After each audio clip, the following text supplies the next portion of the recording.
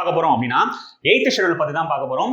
8th schedule அப்படின்னா என்ன அப்படின்னு பார்த்தீங்கன்னா அது லாங்குவேஜ் பத்தி சொல்றது. ஓகேவா? மொழிகள், நம்ம அரசியலமைப்பால் அங்கீகரிக்கப்பட்ட மொழிகள், லாங்குவேஜ் ரெகனைஸ்டு பை கான்ஸ்டிடியூஷன், அரசியலமைப்பால் அங்கீகரிக்கப்பட்ட மொழிகளை பத்தி சொல்றதுதான் இந்த 8th ஷெட்யூல். ஓகேவா? ஷெட்யூல் 8. இதோட ஆர்டிகல் பாத்தீங்கன்னா ஆர்டிகல் 344 351 லாங்குவேஜ், அபிஷியல் லாங்குவேஜ் பத்தி சொல்லுது. இதோடைய பார்ட் அப்படிங்கும்போது 17வது பார்ட். ஓகேவா? 17வது பார்ட். இந்த பார்ட் 17 அப்படிங்கும்போது இந்த 1 7 கூட்டினோம்னா 8. சரிங்களா? அப்போ என்ன வந்துடும் அப்படின்னா ஷெட்யூல் ஆட்டோமேட்டிக்கா வந்துடும். இதான் ஷார்ட்கட். ஓகேவா? Part 17 1 + 7 8. 8th schedule language, official language பத்தி சொல்றது 8வது ஷெட்யூல். 1950 ஒரிஜினலி 1950 மொத்தம் 14 லாங்குவேஜ் தான் இருந்துச்சு. 1915ல மொத்தமே 14 லாங்குவேஜ் தான் இருந்துச்சு.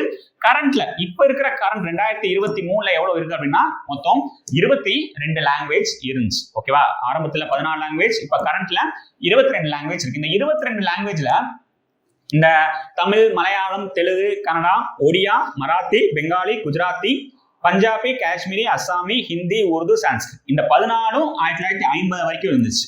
நெக்ஸ்ட் ஒரு 15வது மொழியா சிந்தியை சேர்க்கிறாங்க. 21வது அமெண்ட்மெண்ட் ஆக்ட் 1967ல 15வது மொழியா சிந்தி உள்ள வருது 1967ல.